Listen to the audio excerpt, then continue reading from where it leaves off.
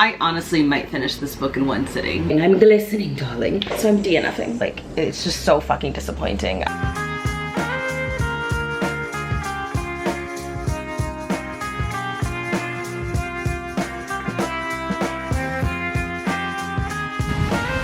Hello, darlings. I have just woken up, which is why it looks like a Cabbage Patch child styled my hair. But we wanted to give a reading update for The Shadow Sister. I fell asleep with this book last night and was not expecting to annotate it, but I find myself scribbling thoughts all throughout the pages. I am very, very impressed with this book because even though I knew that I would enjoy it, I did not know that it was going to potentially be one of my favorite new young adult thrillers. One of the things that I really love about this, because obviously it follows two sisters, one who vanishes and then returns and is very different, and the other who is kind of just left in the aftermath of all of this. And I love that the two sisters really truly despise each other, and that their hatred of each other feels very understandable.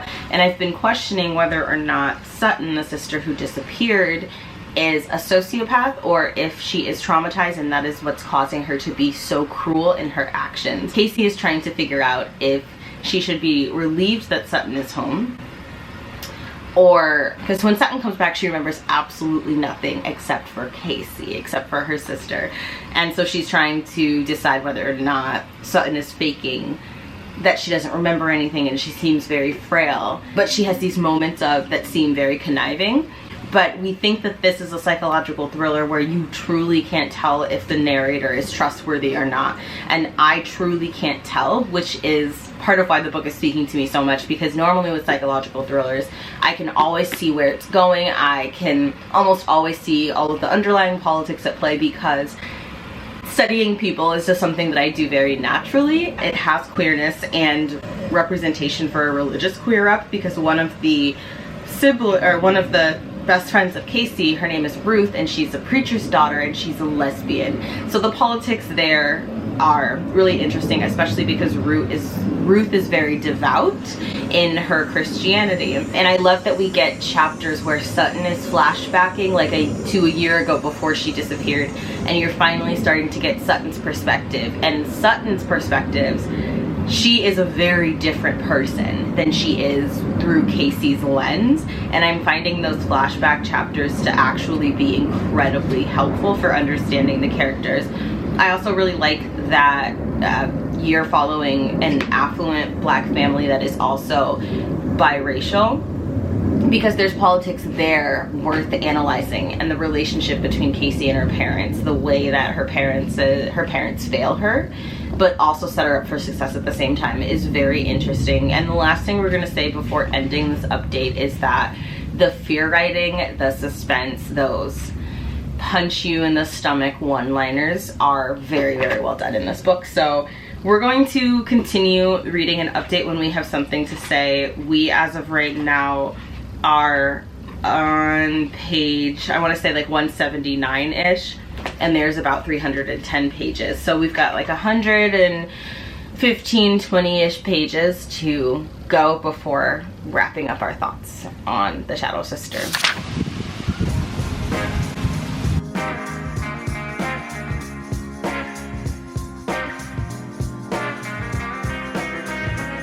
We have everything that we need to thrive and succeed. Brought the laptop so that we can work on our romance book, Suddenly in Love. Accidentally left The Shadow Sister at home and are devastated because we're still really enjoying it. So we have chosen to start Still Life with Bones, Genocide Forensics, and What Remains. We're very, very excited about this, and hopefully we fall absolutely in love with it and aren't thinking about The Shadow Sister. But we also have our roller skates and Akasha and snacks, some LaCroix, so we're very excited. It is a beautiful day, and we hope you're having a good day as well.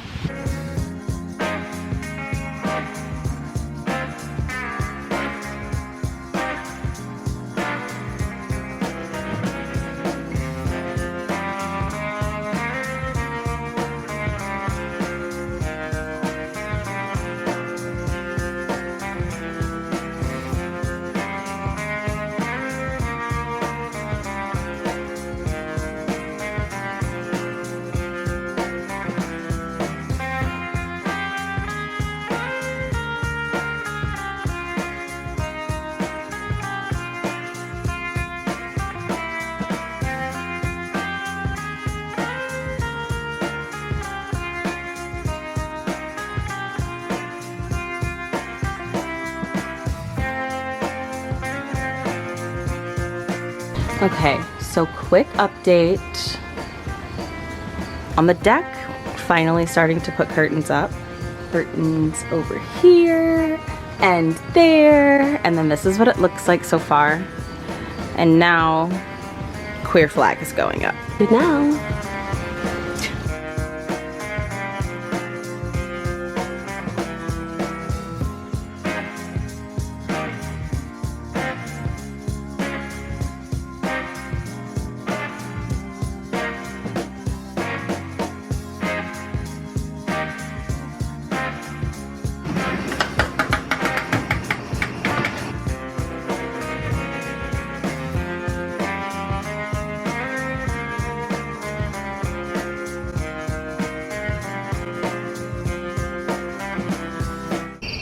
I'm obsessed. Page 204 in The Shadow Sister, and interest just wasn't there. There was a plot twist. The sister found out the identity of somebody that she was searching for who was implicated, and we figured out who it was, and even that plot twist, I was just like, okay, love that. So we're definitely going to be putting this down. But one thing that is really cool about this is it talks about how one of her now ancestors was trying to get back this pendant and other items from one of her ancestors who had been enslaved, and the museum refused to give her these items even though she had documentation saying this was one of my ancestors and her items should be with our family and not the museum. And so the museum put on like this reenactment, and she went and dressed as if she was a part of the reenactment, as in that she was an enslaved woman, and then just went and put the items in her bag and walked out. And we're just like, wow, what bad bitch energy. And we know that somehow those items are attached to what's currently happening with the sisters, because they are consistently fighting over this bracelet that has a pendant, and I think that pendant was in that display case, that sort of thing. So we're really curious to see how that is brought into the story and the mystery. But yeah, not curious enough to continue right now. So we are taking a break from both Still Life with Bones and The Shadow Sister, and we wanted to continue with this creepy theme, so we picked up Their Vicious Games by Joelle Wellington. We're very excited because for the last, honestly, like 2 years, we haven't been very interested in YA narratives, but right now we're really craving cozy black YA mystery and horror books. So Their Vicious Games is going to be a really good pick because this is described as Ace of Spades meets Squid Game, and it's dark academia, black girl having to participate in these games. She gets into a fight and she is left blacklisted from her top choice Ivy League college, and her only chance to regain her future is to participate in this high stakes contest where 12 young ambitious women with exceptional promise are selected to compete in 3 mysterious events: the Ride, the Raid, and the Royale. The winner will be gained entry into the fold of the Remington family, whose wealth and power can open any door. That sounds really good, right? We're gonna get started. I honestly might finish this book in one sitting. It is deliciously readable.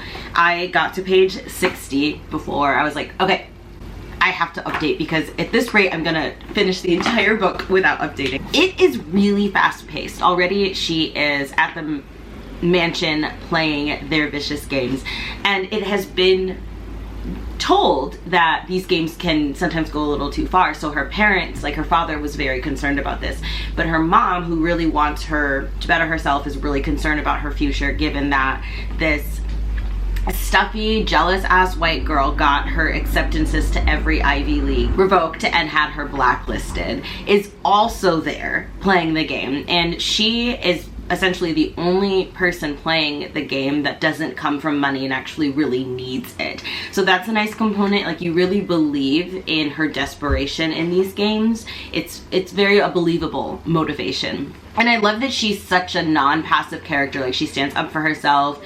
When she walks into the room with her roommates, she's like, nope, this is the bed I want. And I love that, because so many protagonists of YA books in particular, and even adult books, are very much like the underdog.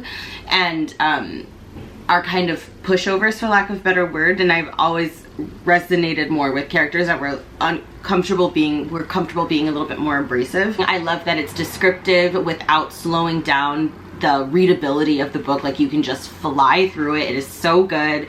The characters are great. There's been a little bit of a romance introduced, and I'm already intrigued by it because it's definitely a forbidden romance.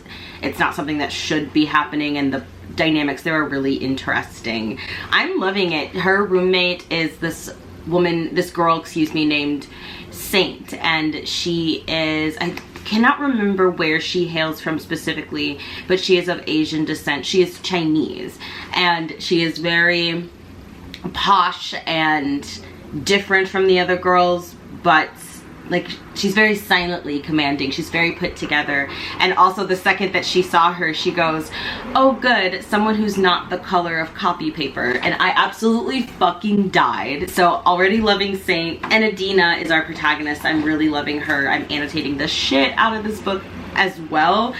And still immediately got to page 60. Like, cannot wait to see at what point I get bored or fatigued with the story.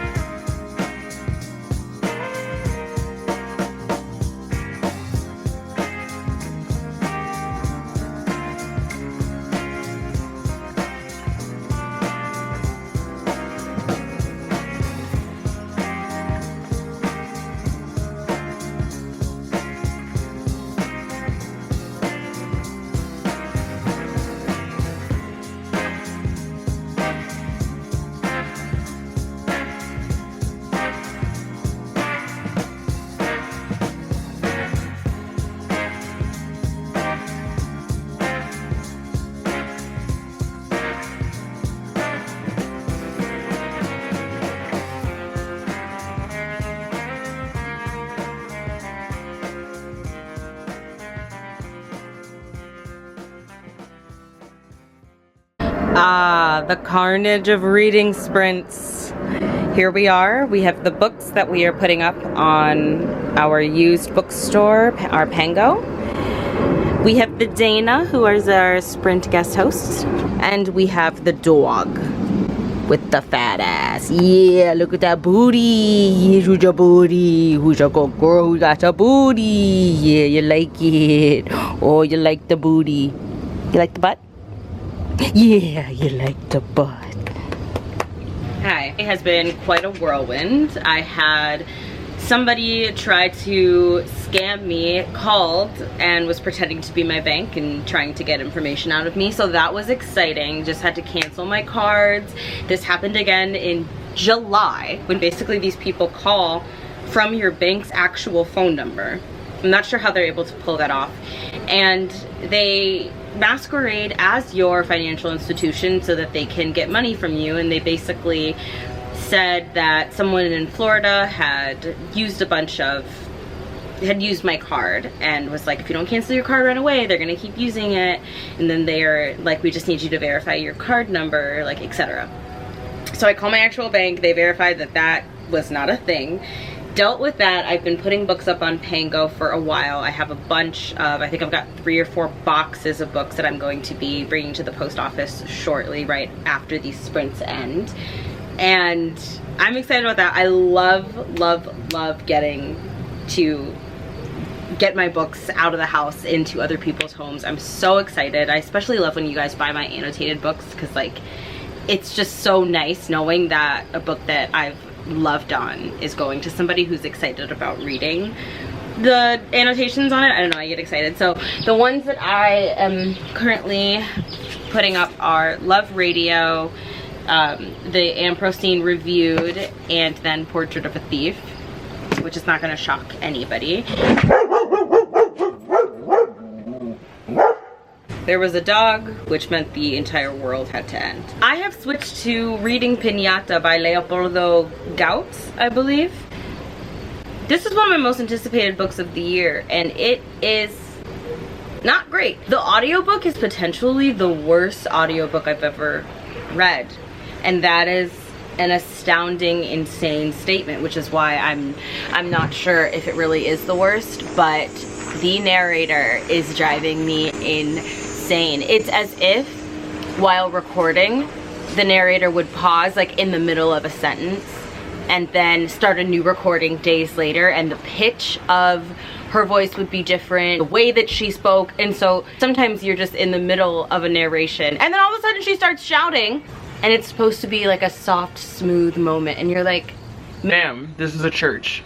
What is going on? The fact that the narrator is not great is not helping the story, of course, but the most intriguing part of this was the introduction. The introduction was so creepy and violent, and it really set the tone for the rest of the book, or at least that's what you were hoping. That quickly, that atmosphere left with my father. It just right away we started following this woman and her kids, and so we were excited for that kind of urgency to return to the novel, the fear factor. So at this point in the book, things are really starting to happen. There's some butterfly horror, which I did not know that there was going to be insect horror in this book. That's one of my favorite things. I really am loving the centering of indigenous Mexican spiritual practices and mythos, and I love it. It's making me very, very happy, which is why I was so excited about the book. However, the characters are, like the mother character, not interesting. She feels very, very flat, archetypal.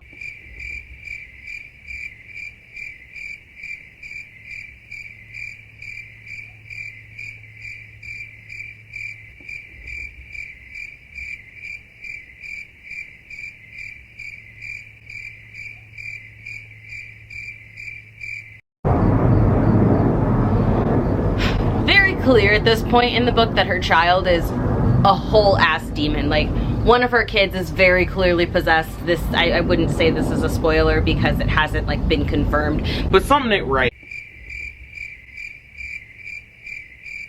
This is one of those moments where I have to kind of side-eye a man writing female characters, because it's the unrealistic expectations for me. There is a scene where the youngest child receives her period, and she is on the ground like screaming. There's blood everywhere. It looks like that scene from The Shining where the walls are just full of blood, and the mom is like, I haven't seen a period like this before, but I guess everyone's different. No, it's giving hospital. Like, what are you talking about? Such a comical, ridiculous way to depict having a period for your first time that I was whole ass confused. I was like, why is there another plane? I'm just gonna talk over it because I don't have the fucking patience. She's like literally rolling on the ground screaming, the butterflies are inside me, they're tearing me from within. And her mom and sister are just like, huh. Should we get her some Tylenol, or? The character establishment isn't really pulling me in. The story itself is finally kind of getting good, but I'm at the halfway point in the book. Like, I listened to it a lot last night and it was just so blah about it that I didn't have anything to update. I was in the mood for an audiobook. I kind of was feeling fatigued with the 3 books that I'm working through. And so I ended up picking up Piñata because I wanted to do something, read something that was creepy and Latine and was exciting, because kind of the theme of this vlog so far, the books that I've been in the mood to pick up have been Black or Latine and have like a creepy component. So Piñata fit in perfectly with that mood. And I don't recommend the audiobook, y'all. I don't know what's going on with this narrator, but something has got to give, and I hope I'm not the one who has to give it. So the horror though is getting more interesting now that there are kind of like these swarms and hordes of butterflies, and it is getting creepy. It's getting better, but I don't know. I don't know if it's going to get better to the point where this book would receive more than a 3.5 star. Okay, I'm over the planes, so we will talk later.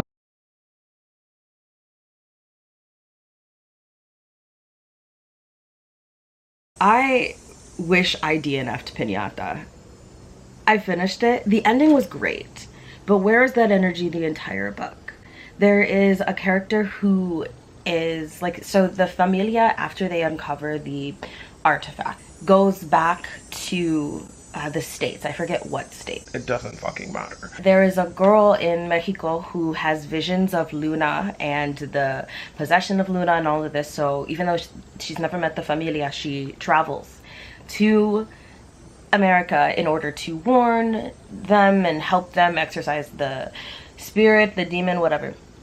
And so you're also following her journey, and she was the most interesting part of the book. And like, there's the abilities that she had and all of the conversations about the Nahua and indigenous Mexican identities and about myth, lore, and everything like that were really fantastic. But the book itself just didn't carry its own weight. I was rarely ever stirred, let alone scared. The scariest parts of the book were the insect horror, the butterfly horror, the swarm horror, but the demonic horror, the bruja horror, none of that was scary, especially because of how the narrator narrated it. Later, I bookmarked it. Later, I'm gonna go inside and show y'all.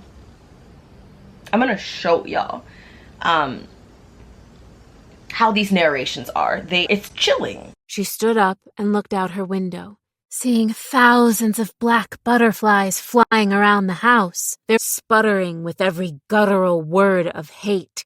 The old holy woman cast the sanctity of her soul aside as she rose from the ground. You spill my blood to try and erase our gods, our language. You think spilling blood will see the end of us? We've been bleeding into this land since the first...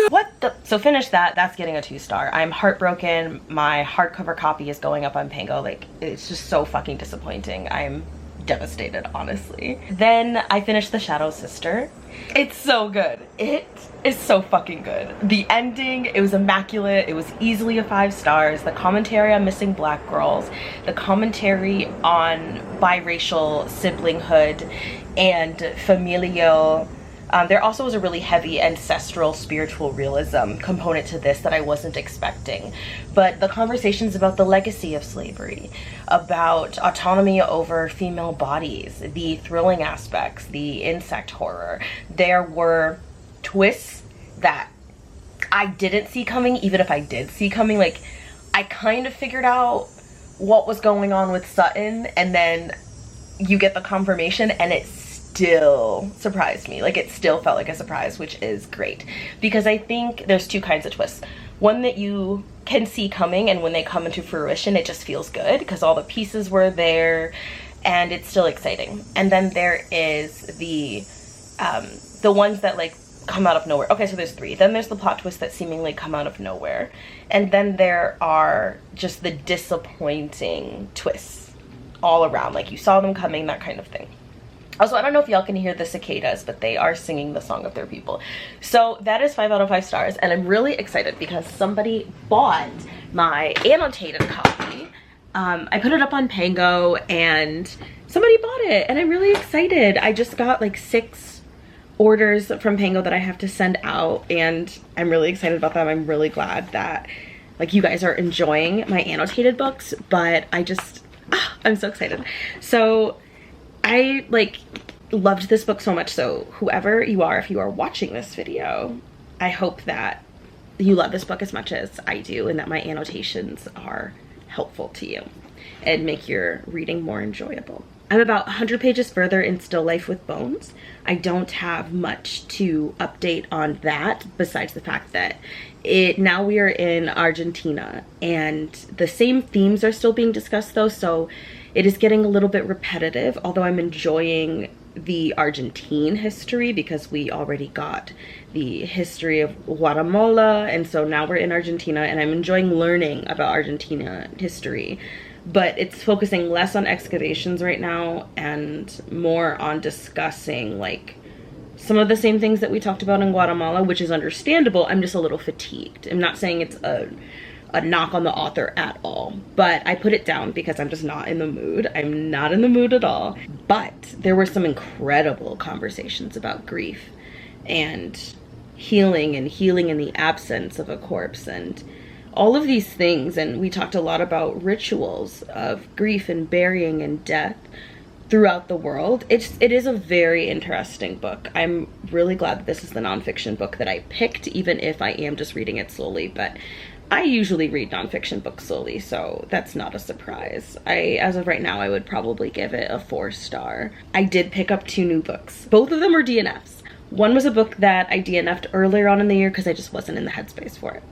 And the other is a book that I started on Scribd because I just was fatigued with all of the books and I wanted something different. I wanted something different to put on today while I was doing dishes and sprinting with my patrons, and I was doing dishes, so I just wanted an audiobook. And I don't know if audiobook quality has declined. I don't know what is the deal.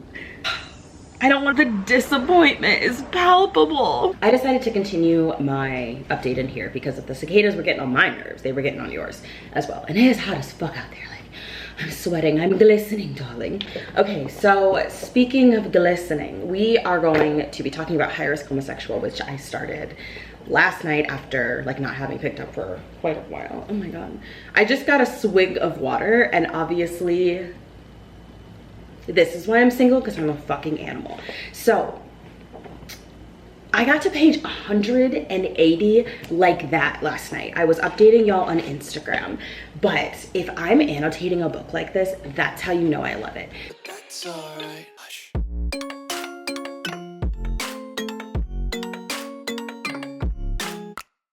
Like, unbelievable, honestly. And then like, oh, it's so satisfying. Like, it's so satisfying.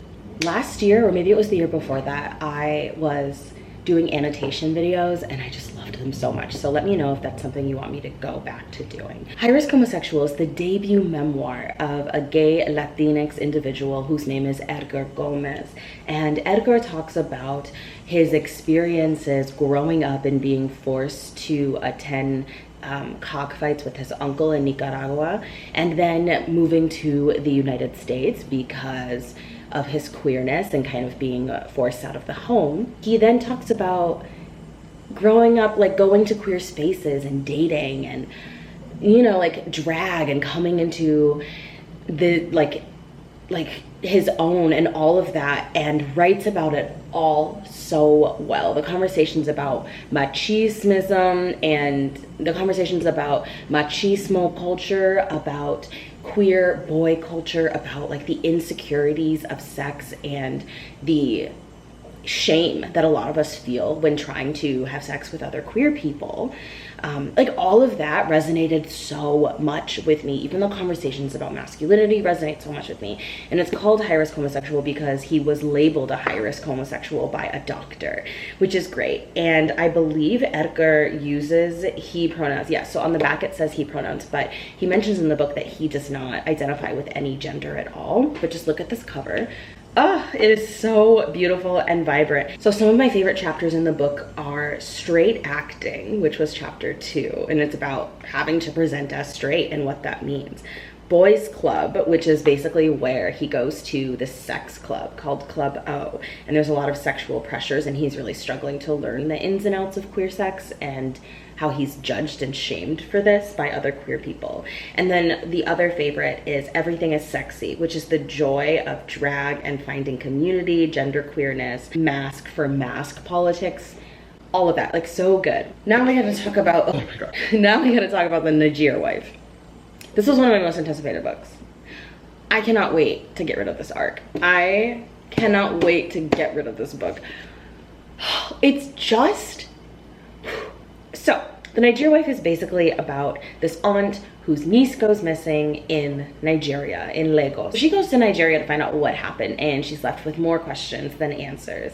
And it's about her investigation, and then you're getting flashbacks to Nicole, the missing woman, before she went missing. It's about how Nicole gets welcomed into this group of expats who are known as the Nigeria Wives because they are the wives of men who have moved to Nigeria for work, essentially. And I was excited about this book because it was supposed to be like lush and rich people problems and affluent black people and like beautiful black women doing beautiful black woman things, and with a mystery component, cozy mystery, read it on the beach kind of thing. I wouldn't read it on a hill. I wouldn't read it in a grave. I wouldn't read it on a ham. I wouldn't read it sitting on a lamb. Like, tried so fucking hard to read this book. There were 4 separate times, okay, that I started the audiobook. I started it over, I went back chapters because I just could not get my interest captured, and I also could not retain any information about this book. Like, the second that I read a line, it just leaves because I am so bored. The characters feel very overly focused, especially Claudine. Like, Claudine has no character except for looking for Nicole and just asking questions and I'm just bored. Like, all of the characters, none of them are interesting. The husband's not interesting. The husband's a piece of shit. The police suck. The Nigeria Wives, I have no interest. The writing, the descriptions of like the fun opulence isn't there for me. None of it. Like, I'm gonna give this book a 1 star if I keep reading it, so I'm DNFing. DNFing. That is an arc, and I only sell arcs if they're annotated, and I'm just selling them for my annotations and not for the fact that they're arcs, which is why those books are usually cheaper in my pango. This arc is not getting annotated. I'm just going to give it away. I'm going to donate it to the George Floyd Memorial. So if you're in Minneapolis, enjoy that book, because I most certainly didn't. What I need to do is finish Their Vicious Games, High Risk Homosexual, and then Still Life with Bones. And once I do that, I will update and give my final ranking for everything. I'm so excited to get back into Their Vicious Games, but my heart is, I feel like, is intentionally holding out and trying to get me to finish Still Life with Bones, and actually talking about it now has kind of put me in the mood for it. So maybe what I needed is just a break from the academia, and now I'm ready to go back into it. And I'm reading this with my Read It and Eat bookmark. Look at it, it's so cute. This is made from the Read It and Eat box, and the owner is absolutely amazing. It's like a book, you get a book and snacks kind of thing. It's amazing. All right, y'all, I will update you later. Oh, that's right. So I actually have to run to get a last minute gift for my neighbor because he's turning 30 and is having a 30-year-old birthday bash. And because he's like I'm in a duplex and they're on the bottom and I'm on the top. And I had my psychiatric episode. You likely know about that if you've been watching this channel, and if you don't, I'll leave the video on my DID diagnosis and the fact that the doctors aren't really sure what's wrong with me neurologically. I'll leave the video down below. Because they were having to hear me just be psychotic as fuck, I want to spoil them with gifts. I just asked an apology. I've already apologized to them for the noise, and they're like, Jessie, like, it is totally fine. And so I'm gonna go surprise them and bring balloons. I'm gonna get some sweets. I'm gonna get some gifts, of course. I might give them some books. I just don't know what they like to read. So maybe I'll grab something non-fiction. I don't know. I have completed High Risk Homosexual and Still Life with Bones. Both of these books are going to be rated very highly. I'm rating Still Life with Bones 4 out of 5 stars. And I am going to be reading High Risk Homosexual 5 out of 5 stars. This is one of the best books that I've ever read in my life. I don't even know how to review such a beautiful treatise on queerness. It's incredible. I have never wanted to be friends with a stranger so badly. It's beautiful. It's brilliant. Towards the end of the book, he starts to talk about the Pulse nightclub shooting in Orlando and the way that he grapples with that horrific event, and talks about his personal relationship with Pulse. It just really hurt to hear, and I finished it last night and I was just sobbing, like ugly crying. So this is incredible, amazing. I am gonna be putting this annotated copy up on my Pango, same with my annotated copy of Still Life. I will not be finishing Their Vicious Games in this video. Shocking, I know. My final ranking on what books, oh God, it's so hard to choose between The Shadow Sister and High Risk Homosexual. I think we're gonna go with The Shadow Sister as our favorite for this video, High Risk Homosexual with our second favorite, and Still Life with Bones for our third favorite. I have a feeling that finishing Their Vicious Games will change this ranking so hardcore. But since I'm not finishing it in this video, we'll just have to see. So stay tuned for my wrap up. I haven't posted a wrap up in forever, but I'm going to be posting one early next month, which is September. If you want more content from me, check out my Patreon, but my social media links are down below if you want to stalk me anywhere else.